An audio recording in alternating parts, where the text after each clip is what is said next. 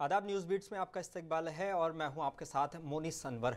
Bulletin की शुरुआत करेंगे, लेकिन उससे पहले हेडलाइंस। कानपुर देहात में अखिलेश यादव ने जनसभा को किया संबोधित। बोले, इस बार कूड़े के साथ साथ भारतीय जनता पार्टी का भी होगा सफाया।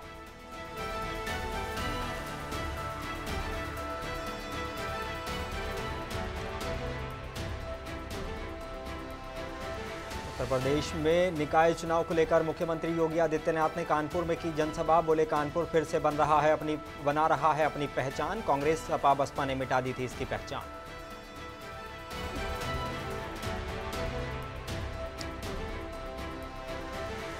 रामपुर में सपा जिलाध्यक्ष वीरेंद्र गोयल और नगर अध्यक्ष आसिम राजा ने स्वार उपचुनाव में फर्जी मतदान की जताई आशंका। बोले, पुलिस भी कर रही है सपा के लोगों को प्रताड़ित।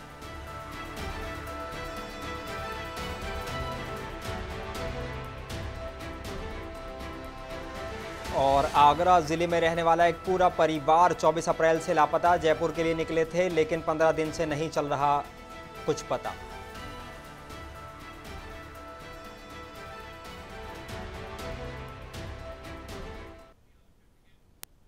आइए बुलेटिन की शुरुआत करते हैं कुछ अहम और बड़ी खबरों से। कानपुर देहात में अखिलेश यादव पहुंचे और उन्होंने कहा कि कूड़ा, बंद पड़ी नालियां, जल भराव, सड़कों पर जानवर, महंगी बिजली, हाउस टैक्स, इन बातों पर चुनाव होने जा रहा है और बीजेपी इनकी बातें नहीं कर रही है। मुख्यमंत्री से पूछो कि शहर में कूड़ा है तो वो कहते हैं तमंचा। उनसे पूछो कि नाली साफ नहीं हुई तो वो कहते हैं तमंचा। उनसे कहो कि नौजवान बेरोजगार हैं तो कहते हैं तमंचा। उनसे कोई सवाल पूछो तो केवल तमंचा बोलेंगे। हर तरफ कूड़ा है। इस बार कूड़े के साथ साथ भारतीय जनता पार्टी का भी सफाया हो जाएगा। मुख्यमंत्री योगी ने अपने कितने केस वापस लिए? क्या धारा 307 वापस नहीं लिया? उन पर जो मुकदमे दंगे के थे वो भी उन्होंने वापस ले लिए। मेरे पत्रकार साथी, मुख्यमंत्री जी ने कितने केस वापस लिए? क्या धारा 307 वापस नहीं ली? क्या उन पर जो मुकदमे थे दंगे और उस तरह के वापस नहीं लिए? क्या डिप्टी सीएम कोई सोच सकता है चंदे की पर्ची फर्जी छपाई हो, उस पर मुकदमा हो गया हो? आपके डिप्टी सीएम की क्या है? यही मुकदमा हाईकोर्ट में चला कि नहीं चला? तो इनसे बात मत करिए। जब ये कूड़ा नहीं हटा पाए, महंगाई नहीं कम कर पाए, बेरोजगारी नहीं खत्म कर पा रहे, मुख्यमंत्री जी कहते हैं 100 में 4 बेरोजगार हैं, इनकी बात को कौन मान लेगा? जो लोग सड़कों पर सांड के हवाले व्यवस्था कर रहे हैं, आज भी अखबार पढ़ोगे तो एक नौजवान सांड से टकरा करके उसकी जान चली गई। जो लोग सड़क पे नहीं सांड हटा पा रहे हैं और स्मार्ट सिटी का सपना दिखा रहे हैं, स्मार्ट सिटी, इनसे पूछो स्मार्ट सिटी होती क्या है? उन्होंने इतना पैसा लूटा है कि बीजेपी के लोगों की शक्लें देखो तो स्मार्ट हो गई हैं, लेकिन सिटी स्मार्ट। और उत्तर प्रदेश में निकाय चुनाव को लेकर मुख्यमंत्री योगी आदित्यनाथ लगातार प्रचार कर रहे हैं। आज योगी ने कानपुर के साथ साथ बांदा में भी प्रचार किया। कानपुर में प्रचार करते हुए योगी आदित्यनाथ ने समाजवादी पार्टी, बहुजन समाज पार्टी और कांग्रेस पर निशाना साधा। योगी ने कहा कि कानपुर फिर से अपनी पहचान को स्थापित कर रहा है। उन्होंने कहा कि वही कानपुर है जिस कानपुर के बारे में लोगों के मन में अनेक आशंकाएं थी, क्योंकि जो लोग यहाँ कार्य नहीं करते थे वो अफवाहों का सहारा लेते हैं। उन्हें कार्यों पर नहीं, कारनामों पर विश्वास होता है। उन्होंने तंज कसते हुए कहा कि कांग्रेस, बसपा, सपा की सरकारें जब देश में थी तब यही कारनामे लोग करते रहे हैं।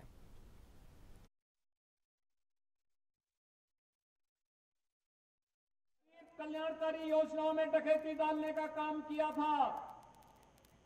जिन लोगों ने आपको एक एक बूंद पानी के लिए तरसाया था, आज उनको एक एक वोट के लिए तरसाइए। आखिर यहां पे भारत सरकार टैंकर से पानी भेज रही थी, समाजवादी पार्टी सरकार टैंकर को लेने से इनकार कर दी थी। प्यासा यहां के लोगों को छोड़ा था। हमारे यहां की मान्यता है कि प्याऊ लगाया जाता है लोगों को पानी देने पीने के लिए। कोई भी आ जाए, उसकी जाति, उसका मत, उसका मजहब नहीं पूछा जाता। हमारी योजनाओं का आधार किसी का चेहरा देख करके नहीं है। प्रधानमंत्री मोदी जी ने 2014 में एक ही मंत्र दिया था, सबका साथ, सबका विकास का, सबके। और उत्तर प्रदेश के मुख्यमंत्री योगी आदित्यनाथ कैबिनेट के साथ केरला फाइल देखेंगे। इसको लेकर सपा के प्रवक्ता अमित जामई ने भाजपा पर जुबानी हमला बोला है। उन्होंने कहा कि सीएम योगी ने केरला फाइल फिल्म का टैक्स माफ कर पुण्य का काम किया है। उनको बेरोजगार शिक्षक अभ्यर्थी जो आत्महत्या कर रहे हैं उनके लिए भी आटा फ्री कर देना चाहिए। मुख्यमंत्री जी आज कैबिनेट के साथ फिल्म देखने वाले हैं। आदरणीय मुख्यमंत्री जी, आपसे एक निवेदन है, आपने टैक्स फ्री कर दिया, बड़ा आपने पुण्य का काम किया, एक काम और कर लीजिए। उत्तर प्रदेश के जो शिक्षक हैं ना, वो आत्महत्याएं कर रहे हैं, वो उनको नौकरियां नहीं मिल रही हैं, दलित हैं, इसमें बैकवर्ड्स हैं, खून से आपको खत लिख रहे हैं, कभी वो खत पढ़ लीजिए। उनके लिए जैसे आपने टैक्स फ्री किया है, शिक्षकों के लिए उत्तर प्रदेश के। और उत्तर प्रदेश के जिला रामपुर में समाजवादी पार्टी के जिला अध्यक्ष वीरेंद्र गोयल और लोकसभा उपचुनाव में पूर्व प्रत्याशी आसिम राजा ने प्रेस वार्ता कर कल होने वाले स्वार उपचुनाव में फर्जी मतदान की आशंका जताई है। उन्होंने कहा है कि कई गांवों के नाम बताकर फर्जी वोटरों को ठहरने के भी आरोप लगाए हैं। साथ ही पुलिस द्वारा लोगों को प्रताड़ित करने और मुकदमे दर्ज कर पुलिस द्वारा कार्रवाई का भी आरोप लगाया है। ये है, यहाँ के अधिकारियों से भी कहा है हमने, और आपसे जो बात कर रहे हैं ये तो बड़ी सार्वजनिक शिकायत है। जो जिम्मेदार है, जो अधिकारी है, उसको संज्ञान लेना चाहिए। अगर हमारी बात गलत है तो बताएं, नहीं तो हम सबूत देंगे। हमारे पास सबूत है किस तरह लोगों के घरों पर जाकर डराया जा रहा है, किस तरह बाहर के लोग आके चुनाव को प्रभावित कर रहे हैं। चुनाव को कैप्चर करने वाले और पुलिस के बीच में षड्यंत्र है, और पूरा समाज, पूरा जिला 5 दिसंबर 2022 देख चुका है। वही अधिकारी हैं, वही पुलिस के लोग हैं, वही जिम्मेदार हैं। 5 दिसंबर 2022 का खेल अगर 10 मई 2023 को किया जाने की कोशिश की जा रही है तो ये बड़ा निंदनीय है, हम इसकी निंदा भी। और बरेली जिले में नगर निकाय चुनाव के लिए मंडलायुक्त सौम्या अग्रवाल ने 11 मई 2023 को मंडल के समस्त जनपद बरेली, बदायूं, पीलीभीत और शाहजहांपुर के समस्त मतदाताओं को अधिक से अधिक संख्या में मतदान करने के लिए अपील की है। बरेली के समस्त जनपदों बदायूं, पीलीभीत, शाहजहांपुर एवं बरेली के मतदाताओं से अनुरोध है कि अपने मताधिकार का प्रयोग बढ़ चढ़ करके करें और नैतिक रूप से करें, जिससे कि वो अपने शहर के लिए अच्छे से अच्छे प्रत्याशियों को चुन करके पार्षद एवं चेयरमैन एवं मेयर के पद पर बैठाएं, जिससे कि वो लोग आगे अच्छे से काम करें। और उत्तर प्रदेश के जिला बहराइच स्थित प्राचीन दरगाहों में से एक हज़रत सैयद सालार मसूद गाजी रहमतुल्लाह अलैह, जहां हर साल प्रसिद्ध 1 माह तक चलने वाला जेठ मेला लगता है, इस बार भी दरगाह पर जेठ मेले की तैयारियां जोरों पर हैं। ऐसे में दरगाह इंतजामिया कमेटी के अध्यक्ष सैयद शमशाद अहमद ने जेठ मेले का लेकर तैयारियां की हैं और इस संबंध में विशेष जानकारी दी। सैयद सालार मसूद गाजी की दरगाह है, यह हिंदुस्तान की सबसे कदीम दरगाहों में से है। यहाँ का 3 मेला लगता है, एक बसंत का, एक रजब का और एक जेठ मेला। जेठ मेला 1 महीना चलता है। जेठ की तैयारी हम लोग 2 महीना पहले से करते हैं। दरगाह इंतजामिया की तरफ से साफ़ सफाई, बिजली, पानी की सारी व्यवस्था की गई है। जिलाधिकारी की अध्यक्षता में बैठक होती है, पुलिस प्रशासन के विरोध से सभी जिम्मेदार अधिकारी रहते हैं। उनको जिम्मेदारियाँ जिलाधिकारी महोदय ने दिया है और हम और प्रशासन मिलके, कमेटी और प्रशासन मिलके सारे काम निपटाएंगे। जो भी ज़ायरीन आएगा उनकी हर तरह की सहूलत दरगाह कमेटी करेगी, उनकी देखभाल करेगी। कोई समस्या होगा उसका समाधान किया। और हमारी तरफ से सारी तैयारियाँ हो गई हैं, सारे बागों की सफाई हो गई है, पानियों का छिड़काव हो रहा है, पानियाँ भी, हैंड पाइप भी काफ़ी लगा दिए गए, 250-300 हैंड पाइप लगे हैं और ब्लीचिंग पाउडर वगैरह जो भी है सब डाले जा रहे हैं।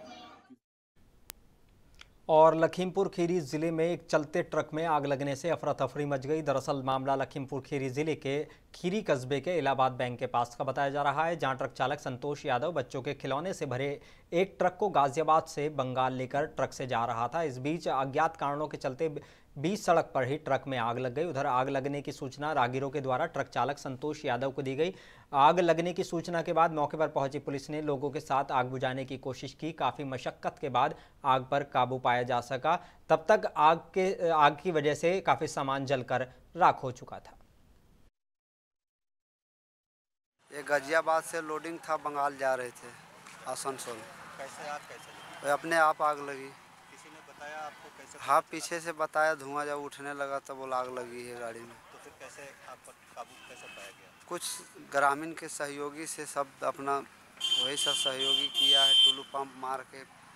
तब तक फिर थाना वाले आए, अपना वो किए। तो क्या लगा हुआ था गाड़ी में? क्या बोले सर? गाड़ी में क्या लगा हुआ? परचून माल थे। ज़्यादा नुकसान? हाँ, ज़्यादा नुकसान हुआ है। और जिला मुरादाबाद में एक युवक की गोली मारकर हत्या कर दी गई। वारदात मझौला में आवास विकास फेज 2 में हुई है। यहां बीजेपी दफ्तर रोड पर MGR रेस्टोरेंट के पास गोल चक्कर पर हमलावरों ने युवक को 2 गोलियां मारी। इसके बाद हमलावर फरार हो गए। जख्मी हालत में युवक को इलाज के लिए साईं अस्पताल ले जाया गया, जहां उसने दम तोड़ दिया। झगड़े के पीछे युवकों की आपसी विवाद बताया जा रहा है। मृतक प्रेम शर्मा मझौला में लाकड़ी फाजलपुर का रहने वाला बताया जा रहा है और वो एक एक्सपोर्ट फैक्ट्री में काम करता था।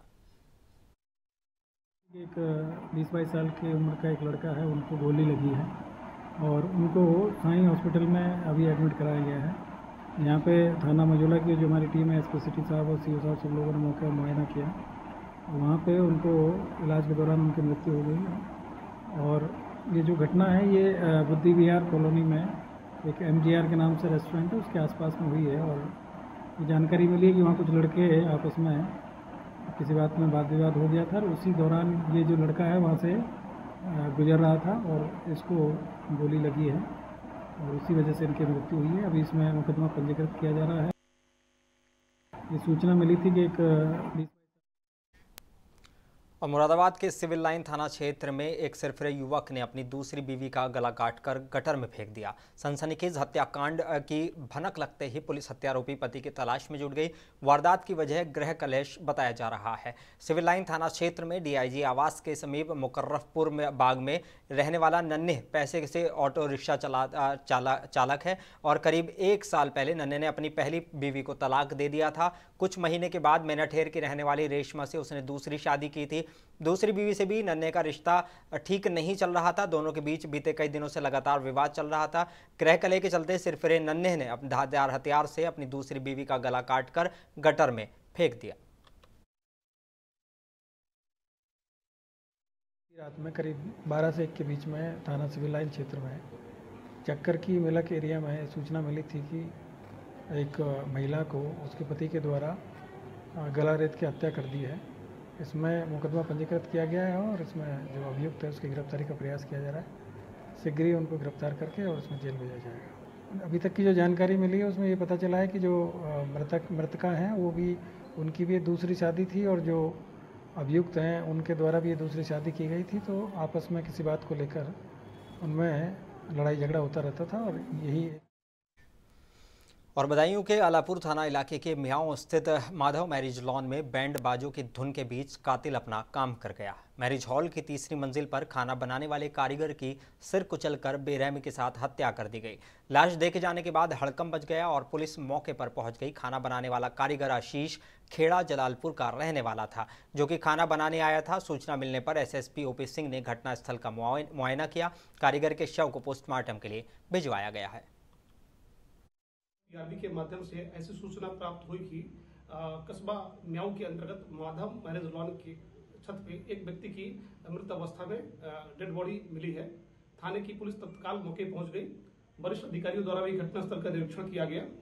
मृतक के पिता से तहरीर प्राप्त किया गया, जिसमें उन्होंने एक व्यक्ति को नामजद किया है। तहरीर प्राप्त करने के उपरांत FIR पंजीकृत कर लिया गया है और नामित अभियुक्त की गिरफ्तारी हेतु टीमें गठित कर दी गई हैं और आगे की विधिक कार्रवाई की जा रही है। और बदायूं के मूसाझाग थाना क्षेत्र में अज्ञात वाहन ने बाइक को टक्कर मार दी। हादसे में 2 युवकों की मौके पर ही मौत हो गई, जबकि एक गंभीर रूप से घायल हो गया। घायल को जिला अस्पताल में भर्ती कराया गया। पुलिस ने मृतक युवकों की शिनाख्त कराकर उनके परिजनों को सूचना दी। सूचना मिलते ही एक युवक के परिजन रोते बिलखते जिला अस्पताल पहुंचे हैं। और उत्तर प्रदेश के जिला पीलीभीत के पुरनपुर नगर पालिका अध्यक्ष पद भाजपा प्रत्याशी शैलेंद्र गुप्ता के समर्थन में 1 दिवसीय दौरे पर पहुंची साध्वी प्राची ने सर्राफा मार्केट, पानी वाली टंकी और धान कुको की गोटियां में जनसभा को संबोधित किया। इस दौरान साध्वी प्राची ने 3 तलाक, कश्मीर और राम मंदिर सहित कई मुद्दों पर चर्चा की। इस दौरान उन्होंने समाजवादी पार्टी सरकार और कांग्रेस पर जमकर बरसी। तो भाई साध्वी प्राची ने निर्दलीय प्रत्याशी को भी नहीं छोड़ा और बोली कि निर्दलीय प्रत्याशी बिना लगाम का सांड होता है, जो कभी अभी कहीं और भी किसी भी जगह जा सकता है।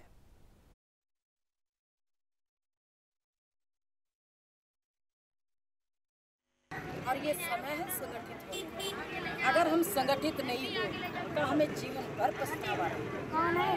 कांग्रेस की औकात नहीं है कि वो PFI पर प्रतिबंध की बात उठाए। जो देश की बात करता है, राष्ट्र की बात करता है, जो समाज की बात करता है, उस पर तो वो करेगी।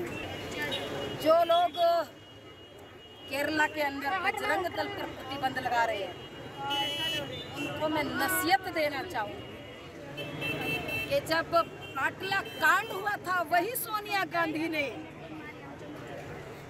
उसी समय सोनिया गांधी सदन में नहीं गई थी और 2 दिन तक रोती रही थी। और उत्तर प्रदेश में निकाय चुनाव की खुमारी सर चढ़कर बोल रही है। सभी प्रत्याशी अपनी लोक लुभावन कला का प्रदर्शन उच्च स्तर पर कर रहे हैं। सिद्धार्थनगर जिले में नगर पंचायत बिस्कोहर के वार्ड नंबर 5 अटल नगर में ऐसा ही सभासद प्रत्याशी है जिसके रहने का आशियाना खुद छप्पर का है। प्रत्याशी मेहताब आलम ने कहा कि कई बार मैंने आवास के लिए अप्लाई किया मगर आज तक उसको आवास नहीं मिल पाया, जिसकी वजह से उसने चुनाव लड़ने का फैसला किया है। हम चुनाव विकास के मुद्दे पे लड़ेंगे। यहाँ पर विकास कोई नहीं हो पा रहा है, यहाँ पर दलाली खाली होता है। जैसे यहाँ पर अगर आवास देते हैं तो 40-40 हज़ार रुपया लेते हैं।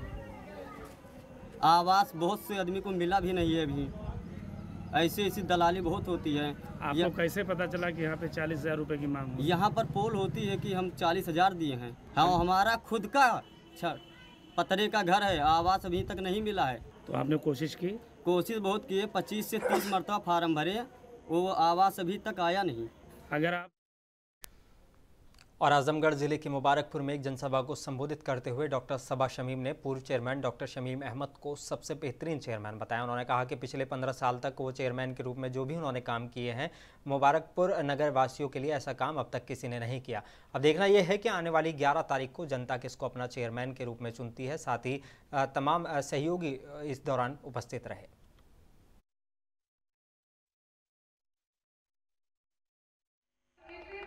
की तैयारी करने वालों को आसानी हो सके और उस लाइब्रेरी का फायदा उठा सके।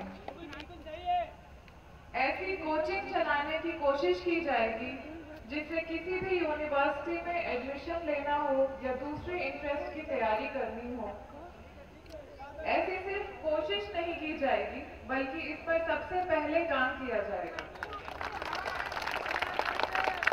यह सारा इंतजाम। और उत्तर प्रदेश के आगरा जिले में रहने वाला एक पूरा परिवार 24 अप्रैल से लापता है। रिश्तेदारों ने बताया कि 15 अप्रैल को कारोबारी अपनी पत्नी, बेटा, बहू और बेटी के साथ नैनीताल घूमने के लिए गए थे। वहां से लौटने के बाद वो जयपुर के लिए निकले थे। इसके बाद परिवार का कोई अता पता नहीं है। पुलिस उनकी खोजबीन में लगी हुई है। राजेश शर्मा भाई के द्वारा सूचना दी गई। सूचना के आधार पर थाना ट्रांस यमुना में उनके पूरे परिवार के लिए गुमशुदगी दर्ज की गई है। और उसके बाद जब पुलिस ने गुमशुदगी की जांच शुरू की, ये पता चला कि वो यहाँ से घूमने के लिए यहाँ से किराए की गाड़ी करके और उनका लास्ट लोकेशन जयपुर तक ट्रेस हुआ है। जयपुर में एक होटल में उनके द्वारा चेकिंग किया गया है।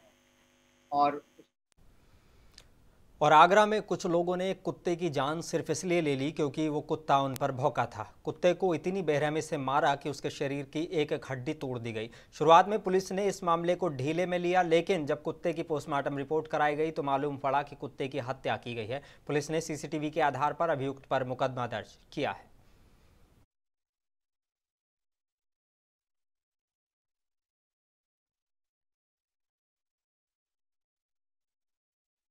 थाना हरिभरत पुलिस ने वीडियो का संज्ञान लेते हुए उक्त प्रकरण में मुकदमा पंजीकृत कर लिया है।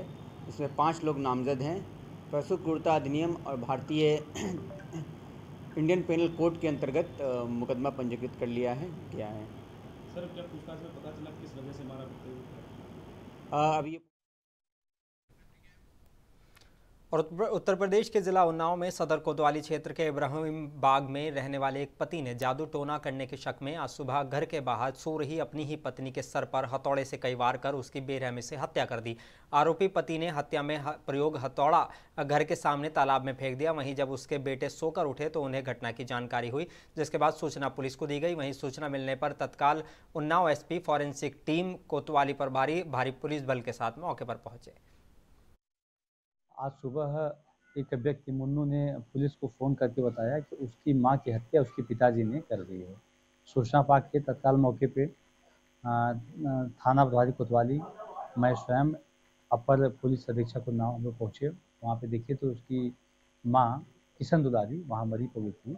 उन्होंने बताया कि उसके पिताजी ने उनकी हत्या करके ईंट से कूच करके शव को कब्जे में लेकर के मोर्चरी भेज दिया गया है। उसके मृतका के बेटे मुन्नू के तहरीर पर FIR पंजीकृत करवा करके आगे बढ़ी कार्रवाई। और अमरोहा के सैदनगली थाना क्षेत्र के ढुक्का मोड़ से हसनपुर को जाने वाली सड़क मात्र 1 महीने में उखड़ गई। बता दें कि पिछले 1 महीने में ठेकेदारों ने बिना मानक के अनुसार सड़क बनवाई थी और यह सड़क गलसुआ, राजपुर, ब्रह्माबाद, ईसेपुर, भटौला, हैबतपुर, बंजारा से होते हुए हसनपुर पहुंचती है, जो कि बनने के सिर्फ 1 महीने बाद ही उखड़ गई। ग्रामीणों ने बताया कि सड़क में ठेकेदारों ने घटिया सामग्री का उपयोग किया है।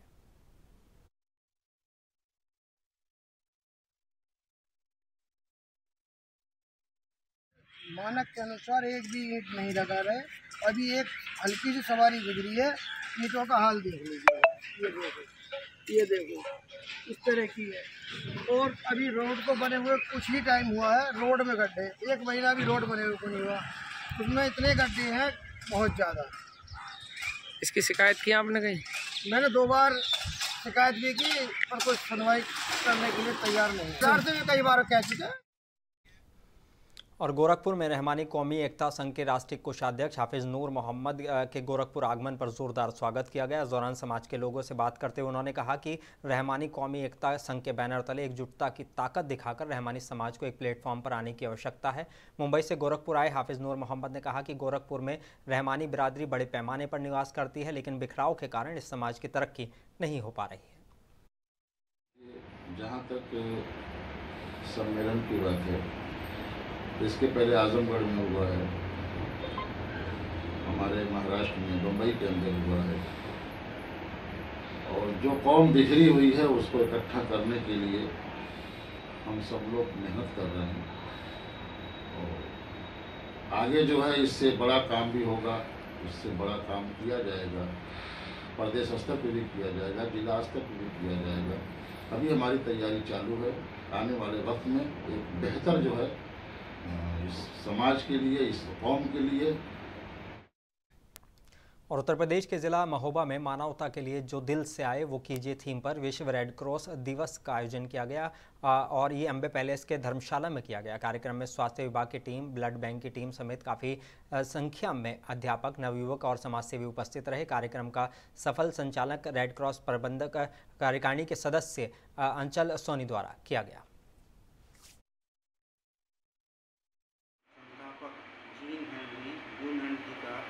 जन्मदिन, इस उपलक्ष्य में पूरे विश्व में आज के दिन विश्व रेड क्रॉस डे मनाया जाता है, जिसमें रक्तदान, गोष्ठी, प्रदर्शनी आदि कार्यक्रम को आयोजन किया जाता है।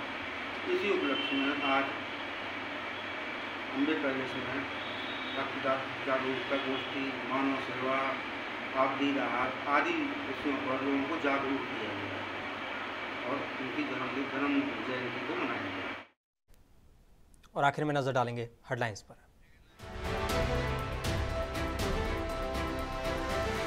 कानपुर देहात में अखिलेश यादव ने जनसभा को किया संबोधित, बोले इस बार कूड़े के साथ भारतीय जनता पार्टी का भी होगा सफाया।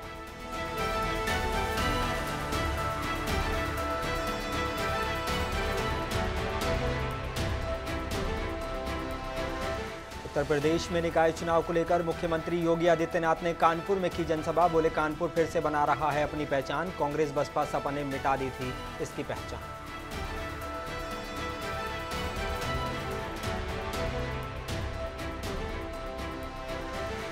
रामपुर में सपा जिलाध्यक्ष वीरेंद्र गोयल और नगर अध्यक्ष आसिम राजा ने स्वार उपचुनाव में फर्जी मतदान की जताई आशंका, बोले पुलिस भी कर रही है सपा के लोगों को प्रताड़ित।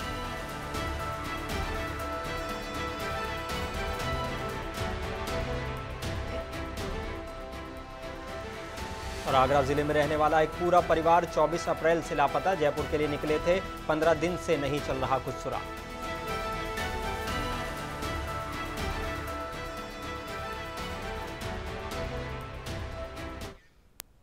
और बुलेटिन में बस इतना ही। अपने मेजबान मोनी सनवर को दीजिए इजाजत। आप बने रहिए मुंसिफ टीवी के साथ।